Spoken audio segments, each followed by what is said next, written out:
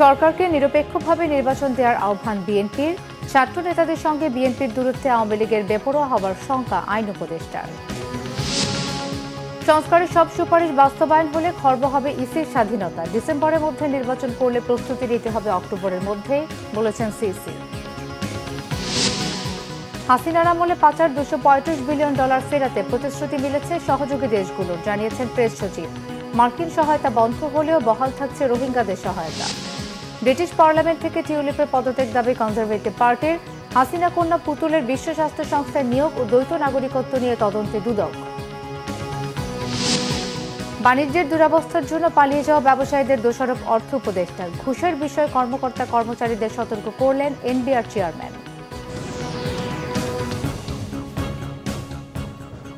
দেখছিলেন crown cement সংবাদ শিরোনাম।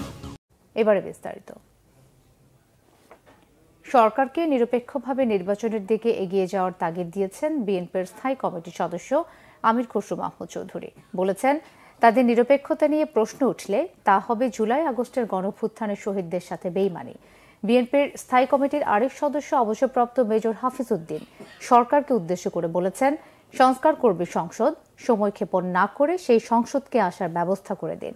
রিপোর্ট আহমেদ সরওয়ারের। বহুদলীয় গণতন্ত্র ও স্বাধীন সার্বভৌম রাষ্ট্র প্রতিষ্ঠায় শহীদ প্রেসিডেন্ট জিয়াউর রহমানের ভূমিকা নিয়ে রবিবার জাতীয় প্রেস ক্লাবে আলোচনা সভা করে ন্যাশনাল পিপলস পার্টি এনপিপি। এতে আমির খসরু মাহমুদ চৌধুরী বলেন, বাকশালের মাধ্যমে কেড়ে নেওয়া জনগণের ক্ষমতা ফিরিয়ে দেয়াই ছিল বহুদলীয় গণতন্ত্র। সেই কাজটি করেছিলেন শহীদ জিয়া। জনগণের সেই ক্ষমতা আবারও গত 15 বছর কেড়ে নিয়ে ফ্যাসিজম কায়েম করেছিল শেখ হাসিনা। এখন আবার জনগণের ক্ষমতা জনগণের কাছে ফিরিয়ে দেওয়ার সময় এসেছে। বিএনপির এই নেতা বলেন, নির্বাচনের মাধ্যমে জনগণের ক্ষমতা ফিরিয়ে না দিয়ে অন্য কোনো পথ খুঁজলে জনগণের মাঝে সন্দেহের উদ্বেগ হবে। কিছু বিজ্ঞ মানুষ যদি মনে করেন তারা বসে সিদ্ধান্ত দেবেন আগামীর বাংলাদেশ, যে যতই বিজ্ঞ হোক, বাংলাদেশের মানুষের মালিক যারা দেশের মালিক, তাদের চেয়ে বিজ্ঞ কেউ হওয়ার সুযোগ নাই।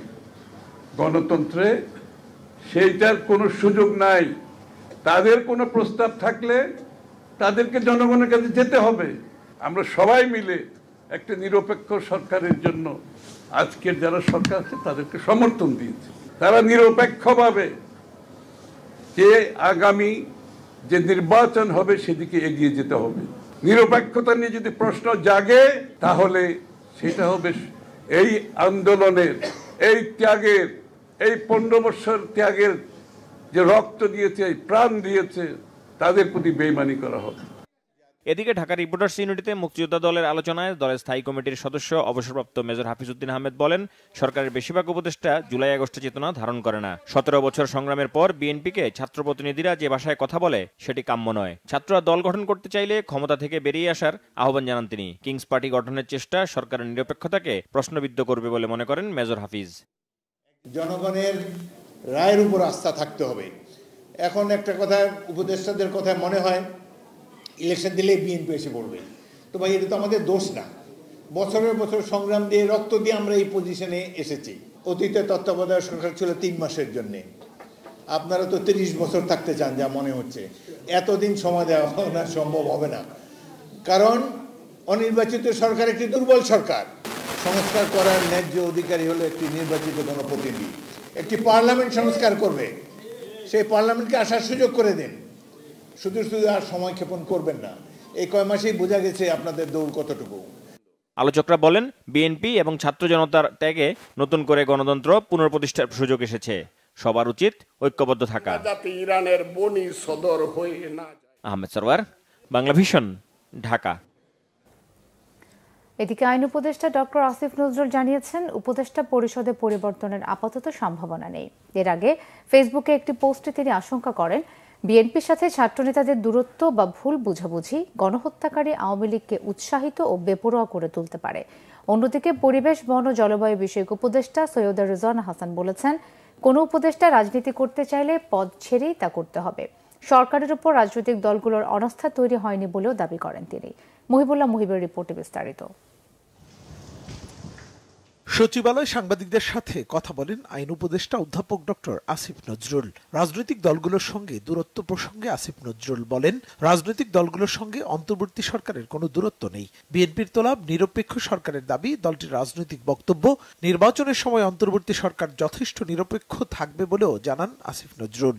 আমরা এখানে জয়েন করার পর থেকে শুনতেছি মন্ত্রী পরিষদ চেঞ্জ হবে, উপদেষ্টা চেঞ্জ হবে, সেই হবে, সেরকম কোনো আলাপ হয়নি। ভবিষ্যতে হতে পারে, কিন্তু কোনো রকম মানে সুনির্দিষ্ট এজেন্ডা ভিত্তিক বা গুরুত্ব দিয়ে এই ব্যাপারে কোনো আলোচনা হয়নি, এটা আপনাকে নিশ্চিত করতে পারি। যোগাযোগ কম থাকলে মনে হয় গ্যাপ, আসলে কোনো গ্যাপ নাই, যোগাযোগ আরো বাড়ানো হবে। না, অন্তর্বর্তী সরকারই যথেষ্ট নিরপেক্ষ থাকবে বলে আমরা কনফিডেন্ট।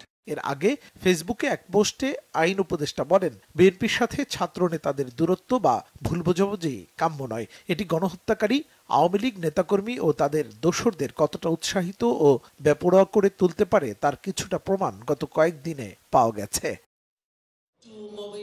অন্যদিকে রাজধানীর পানি ভবনে আয়োজিত জলবায়ু পরিবর্তনজনিত অভিযোজন ও প্রশমন সংক্রান্ত এক কর্মশালার উদ্বোধন শেষে সাংবাদিকদের প্রশ্নের জবাব দেন উপদেষ্টা রিজওয়ানা হাসান। এ সময় তিনি বলেন, এই বছরের ডিসেম্বর থেকে আগামী বছরের জুনের মধ্যে নির্বাচন আয়োজন করবে সরকার। উপদেষ্টা পরিষদের কেউ রাজনৈতিক দল গঠন করছেন উপদেষ্টা পরিষদের থেকে, এটা আমার জানা নেই। শিক্ষার্থী উপদেষ্টা যারা আছেন তারা বলেছেন যে যদি রাজনৈতিক দল তারা গঠন করেন, সরকার ছেড়ে গিয়েই তাদেরকে গঠন করতে হবে, বা যেই রাজনৈতিক দল গঠন করুক না কেন সরকার থেকে চলে গিয়েই তাকে সেটা করতে হবে।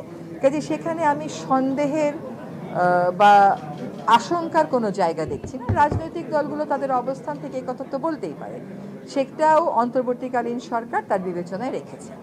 ঐক্যমত্যের ভিত্তিতেই জুলাই ঘোষণা তৈরি করা হবে, তাতে মুক্তিযুদ্ধকে অস্বীকার করার প্রশ্ন নেই বলেও স্পষ্ট জানিয়ে দেন সৈয়দা রিজওয়ানা হাসান। মুহিবুল্লাহ মুহিব, বাংলা ভিশন, ঢাকা। প্রধান নির্বাচন কমিশনার এএমএম নাসির উদ্দিন জানিয়েছেন, নির্বাচন ব্যবস্থা সংস্কার কমিশনের দেওয়া সব সুপারিশ বাস্তবায়ন হলে নির্বাচন কমিশনের স্বাধীনতা খর্ব হবে। তিনি বলেন, ডিসেম্বরের মধ্যে ত্রয়োদশ সংসদ নির্বাচন করতে হলে তফসিল ঘোষণা সহ ভোট সংক্রান্ত সব কাজ অক্টোবরের মধ্যে শেষ করতে হবে। সুষ্ঠু ও উৎসবমুখর নির্বাচনের আশ্বাস দেন সিইসি। বলেন, আওয়ামী লীগ নির্বাচনে অংশ নিতে পারবে কিনা তা নির্ভর করছে রাজনৈতিক সমঝোতার উপর। বিস্তারিত এসএম ফজলের রিপোর্টে। নিরপেক্ষ ও প্রভাবমুক্ত নির্বাচন করতে 150টি সুপারিশ করেছেন নির্বাচন ব্যবস্থা সংস্কার কমিশন। এর মধ্যে কমিশনকে জবাবদিহি করার ক্ষমতা সংসদীয় কমিটির কাছে ন্যস্ত করা, সীমানা পুনর্নির্ধারণে আলাদা স্বাধীন কমিশন গঠন করা এবং স্বাধীন কর্তৃপক্ষের অধীনে ভোটার তালিকা তৈরির প্রস্তাবের কঠোর সমালোচনা করেছেন সিইসি।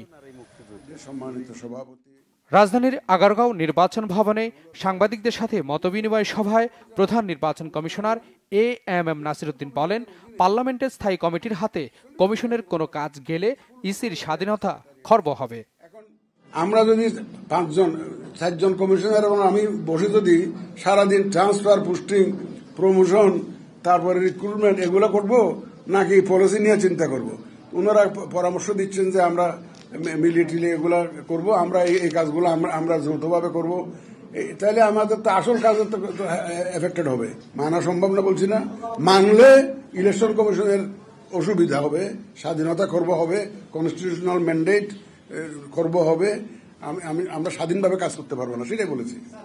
নির্বাচন কমিশনের জন্য মাঠ রেডি নেই দাবি করে নাসির উদ্দিন বলেন, আইনি বাধার কারণে রাজনৈতিক দলের নিবন্ধন, সংসদীয় সীমানা নির্ধারণের অনেক কাজ করা যাচ্ছে না, তাই আইনের সংশোধন জরুরি। আমি তো ভাই বলেছি আমার delimitation is a big challenge, because ডিলিমিটেশনের মধ্যে আইনের মধ্যে একটা চেঞ্জ করে রাখছে এমনভাবে যাতে আমি এই যে আবেদনগুলো ডিসপোজাল দিতে পারছি না। এটা বিশাল একটা সমস্যা। পার্টি রেজিস্ট্রেশনটা করতে পারতেছি না। তারপর আমার যে কি বলে প্রকিউরমেন্টটা শুরু করব সেটা করতে পারতেছি না। এগুলো মেজর রিকোয়ারমেন্ট। আমি ইভেন এই যে কি বলে অবজারভার, ন্যাশনাল ইন্টারন্যাশনাল অবজারভার, এদের রুলস টুলসগুলো কিছু রিভিউ করতে হবে। এখন ওনারা তো কিছু সুপারিশ দিয়েছেন যে অবজারভার কারা হতে পারবে। এখন আমাদের নিজস্ব কিছু চিন্তা ভাবনা কিছু আছে, এখন ওনাদের চিন্তা ভাবনা যদি ইনকর্পোরেট করতে হয় আমাকে, তাহলে এটা কতটুকু অ্যাকসেপ্টেবল না ওনাদেরগুলা, আমাদেরগুলা তো আমাদের কাছে অ্যাকসেপ্টেবলই, তো ওনাদের যে ওগুলা সব মিলিয়ে তো আমাকে চেঞ্জ করতে হবে জিনিসগুলো। এই ধরনের কতগুলো চ্যালেঞ্জ রয়ে গেছে। সিইসি বলেন, ডিসেম্বরে জাতীয় নির্বাচন হলে অক্টোবরে প্রস্তুতি নিতে হবে। যদি সংস্কারের জন্য অতিরিক্ত সময়ের প্রয়োজন হয় সেটা কমিশনের জন্য চ্যালেঞ্জিং হবে। জাতীয় নির্বাচনের আগে স্থানীয় নির্বাচন করা সম্ভব নয়। স্থানীয় সরকার নির্বাচন করতে আমরা দেখছি গড়ে প্রায় এক বছর সময় লাগে। এটা ইন ফেজেস করতে হয়, অনেক মারামারি হয়, হানাহানি হয়, ভাইয়ে ভাইয়ে কন্টেস্ট হয়। আপনি কি মনে করেন যে পলিটিক্যাল পার্টিস উইল এগ্রি যে আপনি এক বছর পরে ইলেকশন করার আগে, যেটা আগে কি কেয়ারটেকার গভর্নমেন্ট যারা ছিল তারা কি ন্যাশনাল ইলেকশন করেছে নাকি লোকাল গভর্নমেন্ট ইলেকশন করেছে? আমি লোকাল গভর্নমেন্ট ইলেকশনের প্রিপারেশন নিয়ে দয়া করে তাদেরকে জিজ্ঞেস করবেন, আমাকে জিজ্ঞেস করবেন কেন আমি বুঝতে পারি। এই এক বছর সময় নষ্ট করে মাঝখানে যদি আমার ইলেকশন করতে হয় তাহলে তো মাননীয় প্রধান উপদেষ্টার যে টাইম লাইন এটা তার মিট করা সম্ভব হচ্ছে না। আওয়ামী লীগ ভোটে অংশগ্রহণ করতে পারবে কিনা তা নির্ভর করবে রাজনৈতিক সমঝোতার উপর। এটা জাতীয় ঐক্যমত্য commission. SM Foyez, Bangla Vision, Dhaka.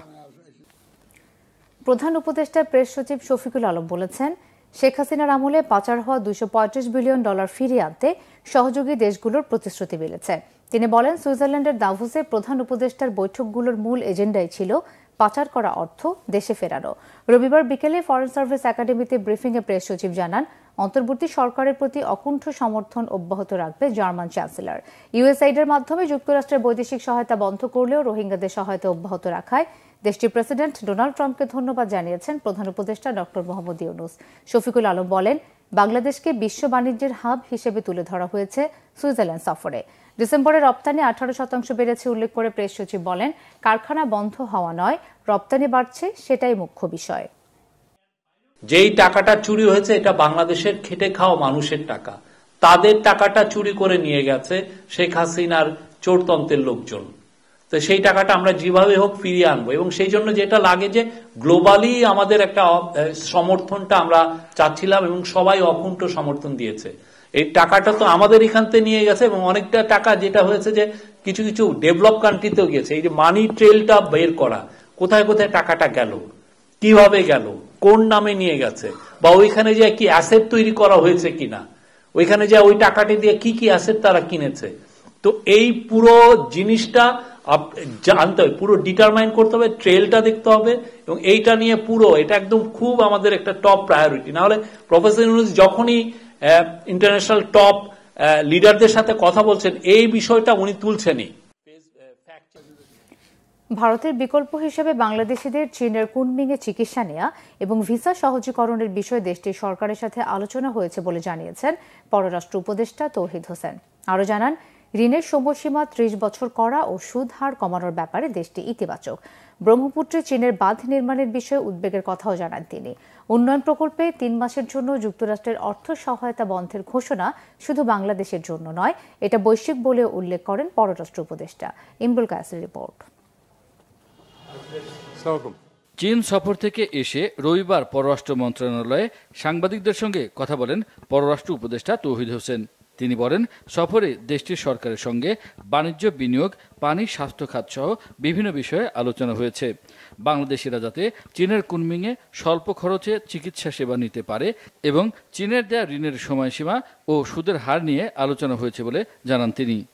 সুদের সময়সীমা বাড়ানোর ব্যাপারে আমি বেশ পজিটিভ একটা অ্যাটিটিউড দেখেছি। ঋণের সুদহারের ব্যাপারে যেটা হিসাবে দেখা গেল যে আসলে যত মনে করা হয় যে চীনের ঋণের সুদহার শুধু বেশি অন্যদের নয়, সেটা কিন্তু আমরা প্রমাণ অতটা করতে পারিনি। কারণ 3%-এর বেশি না তাদের ঋণের সুদহার, অথচ অনেক একেবারে আন্তর্জাতিক ডোনর এজেন্সি যেগুলি আছে তাদেরও দেখা যায় যে প্রকৃত ঋণের সুদহারের চেয়ে বেশি, 4, 4.5, 5 পর্যন্ত হয়ে যায়। ভারতের সাথে চিকিৎসার জন্য যারা যেতেন তাদের একটু ভিসা নিয়ে সমস্যা হচ্ছে কিছুটা, একটা বিকল্প উৎস পেলে সুবিধা হয় এই হিসাবে কুনমিংকে চিন্তা করেছিলাম আমরা। এবং কুনমিংয়ের যে ডেপুটি গভর্নর উনি এসেছিলেন এবং ওখানে কথাবার্তা হয়েছে, তারা এই ব্যাপারে 2-3টি হসপিটালকে আইডেন্টিফাই করেছে। আমি বলেছি যে ভিসা যেন সহজ করা হয় এবং ভিসা ফি যেন কমিয়ে দেওয়া হয়, যাতে আমাদের পেশেন্টরা ওখানে গিয়ে সহজে চিকিৎসা নিতে পারে। উন্নয়ন প্রকল্পে মার্কিন প্রেসিডেন্ট ডোনাল্ড ট্রাম্পের অর্থ সহায়তা বন্ধের ঘোষণা শুধুমাত্র বাংলাদেশের জন্য নয় বলে জানান পররাষ্ট্র উপদেষ্টা।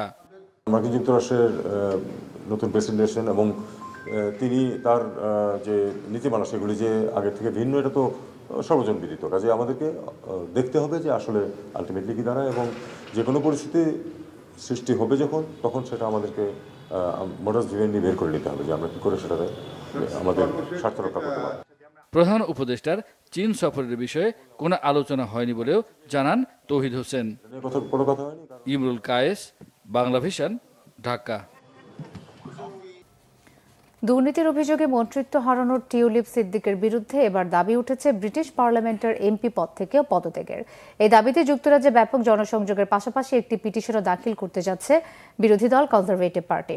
ছাত্র জনতার অভ্যুত্থানে প্রধানমন্ত্রীর পদ ছেড়ে দেশ ছেড়ে পালানো শেখ হাসিনার ভাগ্নি টিউলিপ সিদ্দিক যুক্তরাজ্যের লেবার পার্টির নেতৃত্বাধীন সরকারের দুর্নীতি বিরোধী ট্রেজারি মন্ত্রী ছিলেন। যুক্তরাজ্যের সংবাদ মাধ্যম দ্য ডেইলি মেইলে প্রকাশিত প্রতিবেদনে বলা হয়েছে, টিউলিপের আসন হ্যামস্টেড অ্যান্ড হাইগেটে তার পদত্যাগের দাবিতে প্রচার অভিযানে নেমেছে বিরোধী দল কনজারভেটিভ পার্টি। কনজারভেটিভ পার্টির শীর্ষ নেতা ডেভিড ডগলাস বলেছেন, টিউলিপকে দেখতে সহজ সরল মনে হলেও 3.9 বিলিয়ন পাউন্ড 9/6 অভিযোগ রয়েছে তার বিরুদ্ধে। টিউলিপ অবশ্য এই অভিযোগ অস্বীকার করেছেন। বাংলাদেশের উন্নয়ন প্রকল্প থেকে $5 বিলিয়ন তহবিল আত্মসাৎ আর লন্ডনের কিংস ক্রসে একটি ফ্ল্যাট উপহার পাওয়ার অভিযোগ ওঠায় গত 14 জানুয়ারি ট্রেজারি মন্ত্রীর পদ থেকে পদত্যাগ করেন টিউলিপ।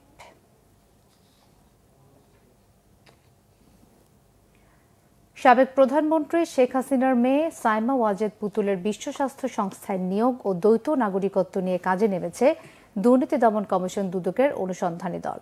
এছাড়াও অবৈধভাবে সম্পদ অর্জনের দায়ে সাবেক ধর্মমন্ত্রী ফরিদুল হক খান ও তার স্ত্রী আফরোজা হকের বিরুদ্ধে মামলা করেছে সংস্থাটি।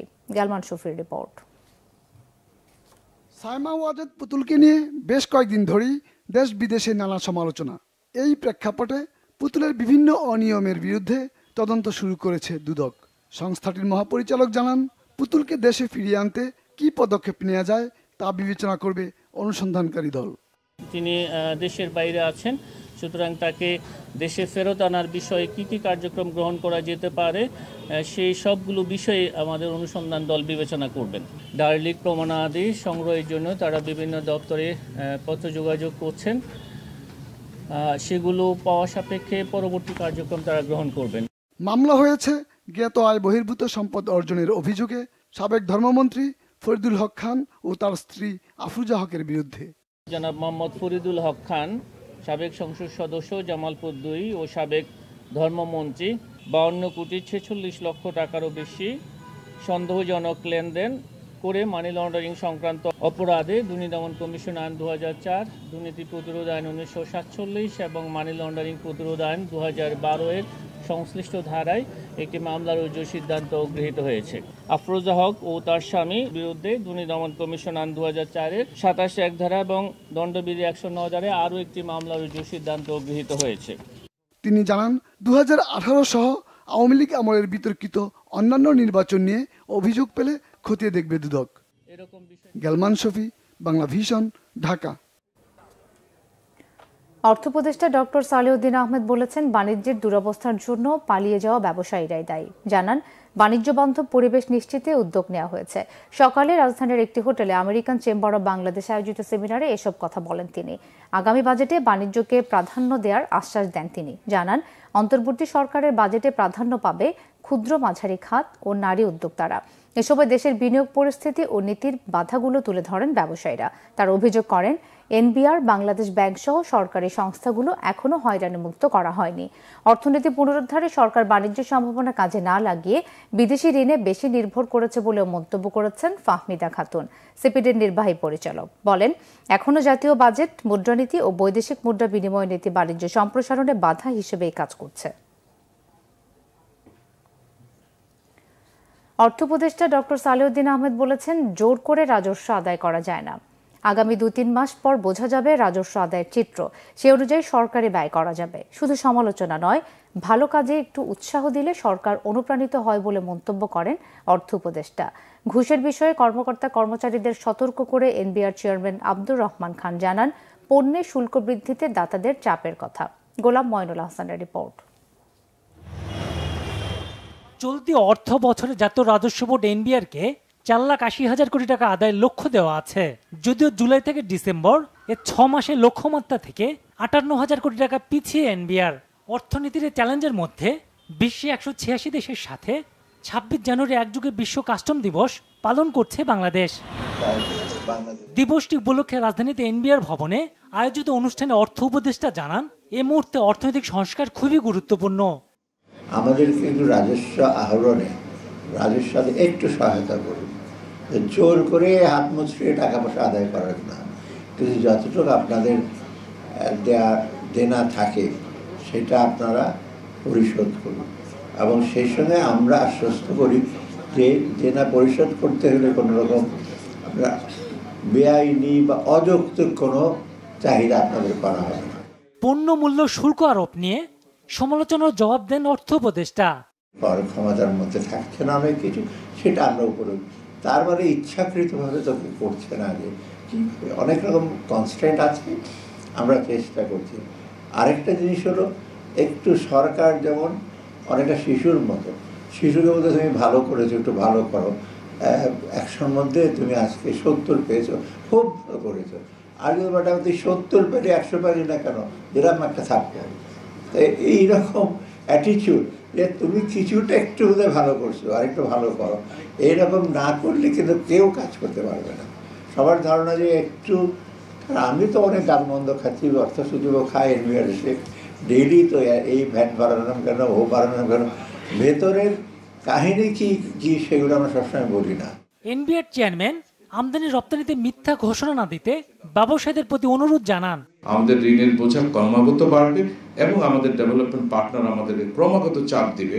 তারা যখন দেখবে যে ঋণ পরিশোধের ক্ষমতা নাই, তখন কিন্তু তারা ঋণ দেওয়া বন্ধ করে দিবে, স্বাভাবিক, অটোমেটিক্যালি তখন আমাদেরকে চাপ দিবে, যেই চাপগুলো এখন আমরা সহ্য করছি। এখন যদি আপনারা খুব ক্রিটিক্যালি হিসাব করেন সাংবাদিক বন্ধুরা, আপনারা দেখতে পাবেন যে আমাদের টোটাল আয়ের পুরো অংশই চলে যাচ্ছে ঋণ পরিশোধ এবং ঋণের সুদ পরিশোধে। তাহলে আমার দেশ চলবে কি করে? সেই কারণে আমাদেরকে ধীরে ধীরে ব্যালেন্স বাজেট করতে হবে। জানুয়ারি শেষে অনলাইনে 14 লাখ রিটার্ন দাখিলের আশা প্রকাশ করেন এনবিআর চেয়ারম্যান। কোন কাজে কি? গোলাম মইনুল হাসান, বাংলা ভিশন, ঢাকা। তাহলে আমরা অ্যাড্রেস করতে পারি।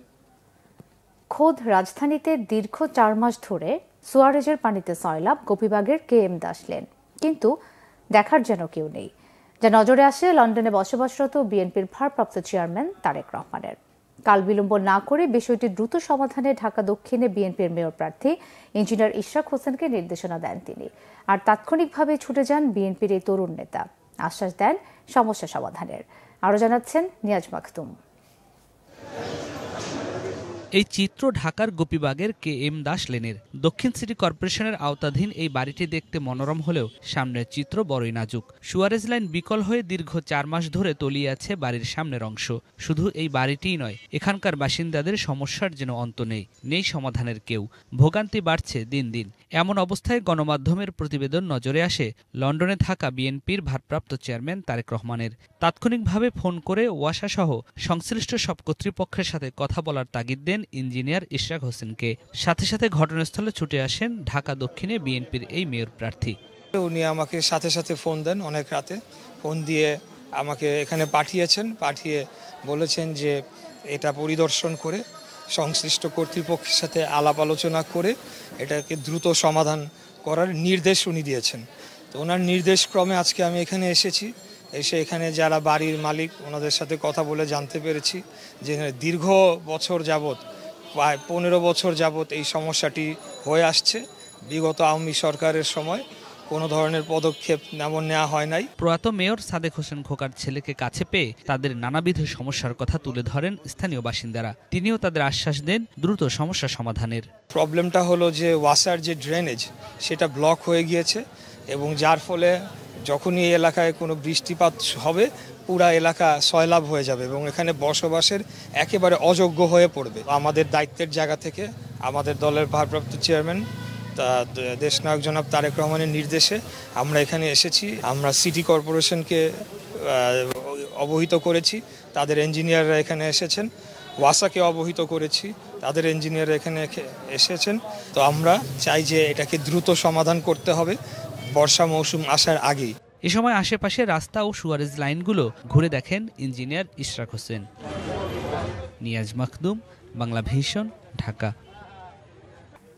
জুলাই আগস্ট হত্যা মামলায় র্যাবের সাবেক মহাপরিচালক হারুনুর রশিদের বিরুদ্ধে গ্রেফতারি পরোয়ানা জারি করেছে আন্তর্জাতিক অপরাধ ট্রাইব্যুনাল। রবিবার প্রসিকিউশনের আবেদনের পরিপ্রেক্ষিতে বিচারপতি গোলাম মর্তুজা মজুমদারের নেতৃত্বে 3 সদস্যের বেঞ্চ এই আদেশ দেয়।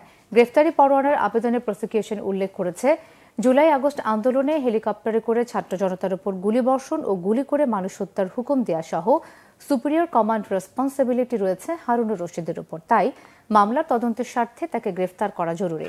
শুনানি শেষে তাকে গ্রেফতার করে ট্রাইব্যুনালে হাজির করার নির্দেশ দেওয়া হয়।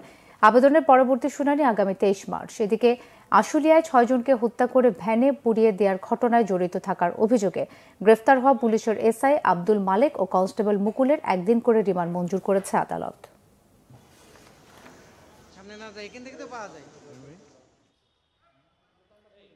তো র্যাবের প্রধানের নির্দেশ বাস্তবায়ন করেছেন তার নিচের যারা অফিসার ছিলেন তারা, সুতরাং তিনি কমান্ড রেসপন্সিবিলিটির দায়ে অভিযুক্ত এবং একই সাথে তিনি সরাসরি এই পরিকল্পনা প্রণয়ন, পরিকল্পনা বাস্তবায়ন, নির্দেশ প্রদান, এই সবগুলো অভিযোগ তার বিরুদ্ধে আছে। যেহেতু আদালত আজকে ওয়ারেন্ট ইস্যু করেছেন, সেই অনুযায়ী আইনশৃঙ্খলা রক্ষাকারী বাহিনীর দায়িত্ব হচ্ছে তাকে খুঁজে বের করে আদালতের কাছে গ্রেপ্তারি পরোয়ানাটা কার্যকর করে উপস্থিত করানো। আশুলিয়াতে লাশ পোড়ানোর যে ঘটনা আপনারা জানেন, মুকুল চোকদার এবং এসআই মালেক তারা সরাসরি এই লাশ পোড়ানোর ঘটনার সাথে সম্পৃক্ত।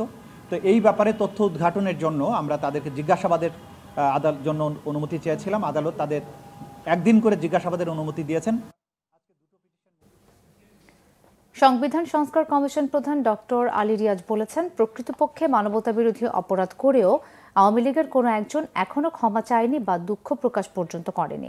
এটাই স্বৈরতন্ত্রের অন্যতম কারণ। বিকেলে শিল্পকলা একাডেমিতে জুলাই জাগরণ শিরোনামে বিশেষ প্রদর্শনীতে এক আলোচনায় তিনি এসব কথা বলেন। তিনি আরও বলেন, অভ্যুত্থানে এত বড় হত্যাযজ্ঞের পরও আওয়ামী লীগ আগের মতোই অস্বীকারের ধারাবাহিকতা বহাল রেখেছে। শেখ হাসিনার এই অস্বীকারের মানসিকতাও ব্যক্তিতান্ত্রিক স্বৈরতন্ত্রের প্রকাশ। অনুষ্ঠানে আইন উপদেষ্টা ডক্টর আসিফ নজরুল বলেন, দেশ এখন নতুন করে নির্মাণ করতে হবে। তিনি বলেন, সতর্ক থাকতে হবে যাতে অপরাজনৈতিক শক্তি আবার সামনে না আসে।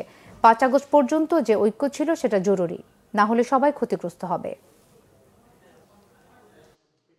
এই দেশের ক্ষমতাসীন আওয়ামী লীগের কোনো নেতা, কোনো ব্যক্তির কাছ থেকে আমি এখন পর্যন্ত সামান্যতম রিমোর্স শুনতে পাইনি। অস্বীকারের যে প্রবণতা, শেখ হাসিনা থেকে শুরু করে যারা প্রকৃতপক্ষে মানবতা বিরোধী অপরাধের সঙ্গে যুক্ত, তাদের মধ্যে কোনো রিমোর্স নেই, কোনো অ্যাপোলজি নেই। এগুলো হচ্ছে কেবল ডিনায়ালের বিষয় না, এগুলো হচ্ছে স্বৈরতান্ত্রিক ব্যবস্থা প্রতিষ্ঠার আদর্শের কারণে হয়েছে। এই আদর্শ আপনি যদি মোকাবিলা করতে না পারেন, আমি যদি মোকাবিলা করতে না পারি, তাহলে বাংলাদেশের গণতন্ত্রের যে যাত্রা, সেই যাত্রা বেশিদূর এগোবে না। খেপে যায় স্বরাষ্ট্র মন্ত্রণালয় থেকে পুলিশ কেন কাজ করতে পারছে না। আচ্ছা, আপনারা আমাকে বলেন, 100টা পুলিশের মধ্যে 80টা পুলিশ হচ্ছে আওয়ামী লীগের আমলে নিয়োগপ্রাপ্ত। সে তার হৃদয়ে ছাত্রলীগের, সে কি এই সরকারের জন্য কাজ করবে? এখন আপনি বলতে পারেন, তাহলে 80টা পুলিশ বাদ দিয়ে আপনি নতুন পুলিশ নেন না কেন? নতুন পুলিশ নিতেই তো ভাই 1 বছর লাগে, কীভাবে কাজ করবে? তো এখন 20 জন যে পুলিশ আছে, সেই 20 জন পুলিশের মধ্যে তাদেরও তো কারো কারোর মধ্যে ভয় কাজ করে। এই সরকার 1 বছর আছে, তারপর কোন সরকার আসে? আমি এখন সামনে যে সরকারটা আসতে পারে তার কোনো কর্মীকে ধরবো নাকি?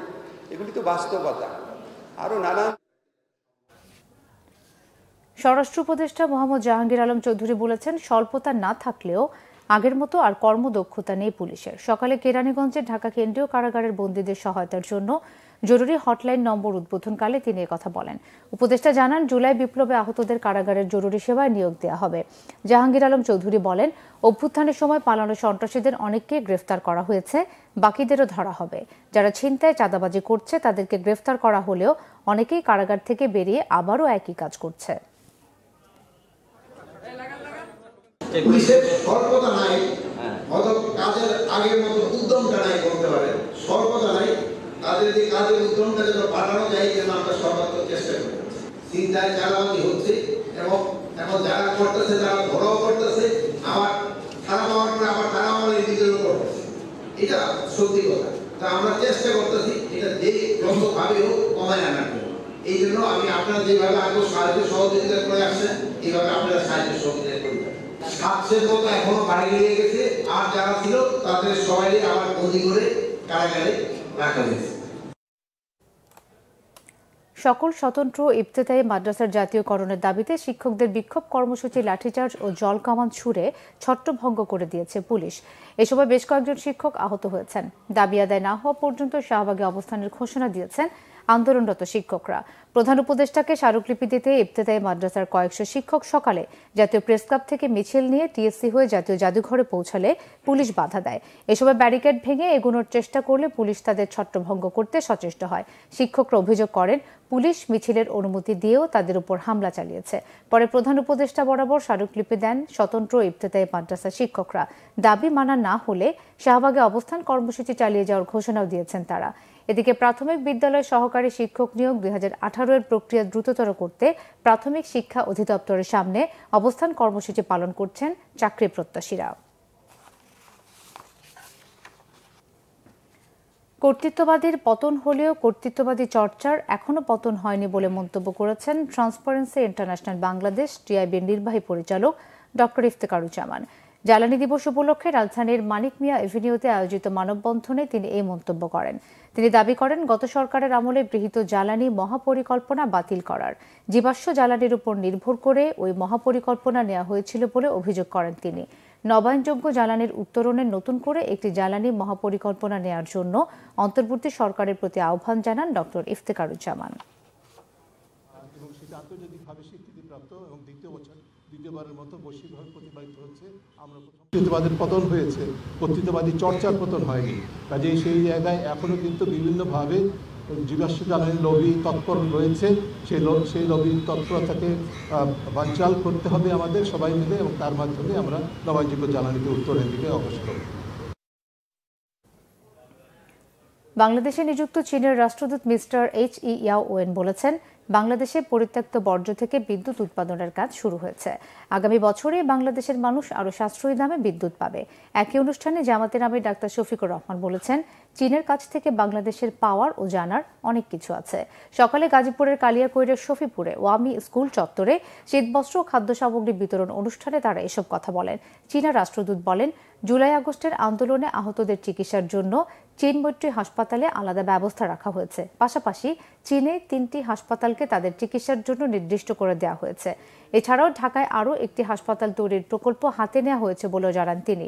একই অনুষ্ঠানে জামাত ইসলামের আমির ডাক্তার শফিকুর রহমান বলেন বিশ্বে যে কয়টি দেশ বিজ্ঞান প্রকৌশলে সামনের সারিতে থেকে নেতৃত্ব দিচ্ছে চীন তার অন্যতম। রাজনৈতিক নেতাদের মতো সাংবাদিকদেরও চীনে নিয়ে যেতে তিনি অনুরোধ জানান। এতে সাংবাদিকরা সামাজিক উন্নয়নমূলক কাজে দক্ষতার পাশাপাশি দেশ গড়ার কাজে গুরুত্বপূর্ণ ভূমিকা রাখতে পারবে বলেও মনে করেন তিনি।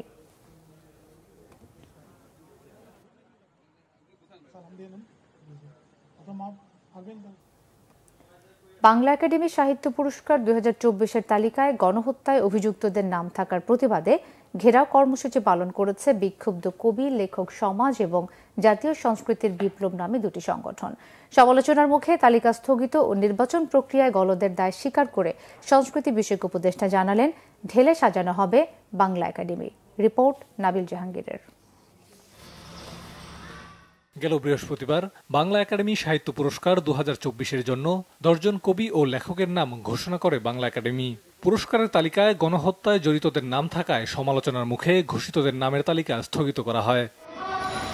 রবিবার ফেসিবাদের দোসরমুক্ত বাংলা একাডেমি প্রতিষ্ঠার দাবিতে ঘেরাও কর্মসূচি পালন করে বিক্ষুব্ধ কবি, লেখক সমাজ ও জাতীয় সংস্কৃতির বিপ্লব। বাংলা একাডেমি থেকে ফেসিবাদের দোসরদের পদত্যাগের জন্য 24 ঘন্টার আলটিমেটাম দেওয়া হয়।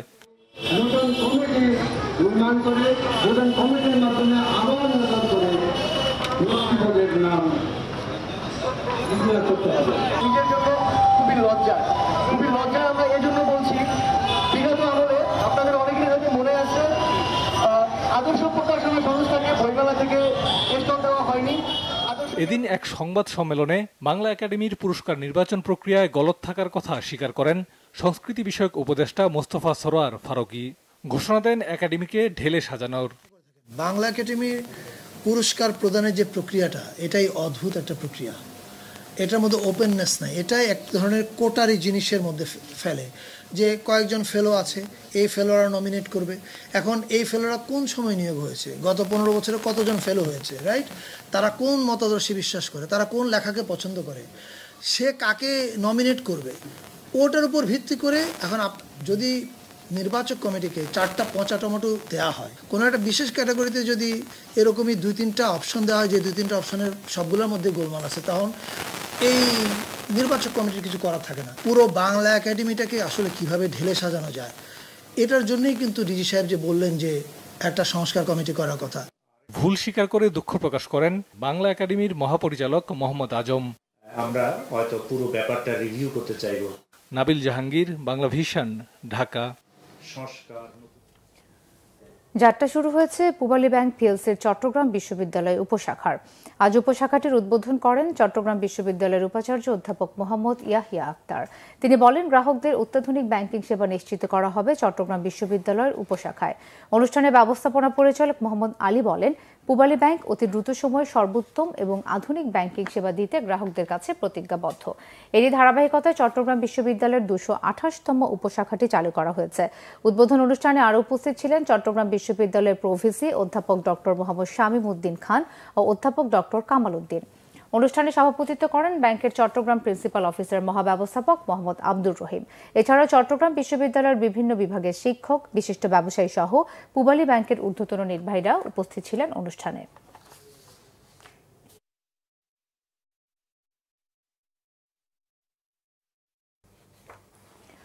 সংবাদ শেষ করব ক্রাউন সিমেন্ট শিরোনামগুলো আরও একবার জানিয়ে। সরকারকে নিরপেক্ষভাবে নির্বাচন দেওয়ার আহ্বান বিএনপির। ছাত্র নেতাদের সঙ্গে বিএনপির দূরত্বে আওয়ামী লীগের বেপরোয়া হবার শঙ্কা আইন উপদেষ্টার। সংস্কারের সব সুপারিশ বাস্তবায়ন হলে খর্ব হবে ইসির স্বাধীনতা। ডিসেম্বরের মধ্যে নির্বাচন করলে প্রস্তুতি নিতে হবে অক্টোবরের মধ্যেই, বলেছেন সিইসি। হাসিনার আমলে পাচার $235 বিলিয়ন ফেরাতে প্রতিশ্রুতি মিলেছে সহযোগী দেশগুলোর, জানিয়েছেন প্রেস সচিব। মার্কিন সহায়তা বন্ধ হলেও বহাল থাকছে রোহিঙ্গাদের সহায়তা। ব্রিটিশ পার্লামেন্ট থেকে টিউলিপের পদত্যাগ দাবি কনজারভেটিভ পার্টির। হাসিনা কন্যা পুতুলের বিশ্ব স্বাস্থ্য সংস্থার নিয়োগ ও দ্বৈত নাগরিকত্ব নিয়ে তদন্তে দুদক। বাণিজ্যের দুরবস্থার জন্য পালিয়ে যাওয়া ব্যবসায়ীদের দোষারোপ অর্থ উপদেষ্টার। ঘুষের বিষয়ে কর্মকর্তা কর্মচারীদের সতর্ক করলেন এনবিআর চেয়ারম্যান। এই ছিল এখনকার মতো। পরের সংবাদটা 10:30। এর আগে 9টায় রয়েছে নিউজ 20 দেখার আমন্ত্রণ রইল।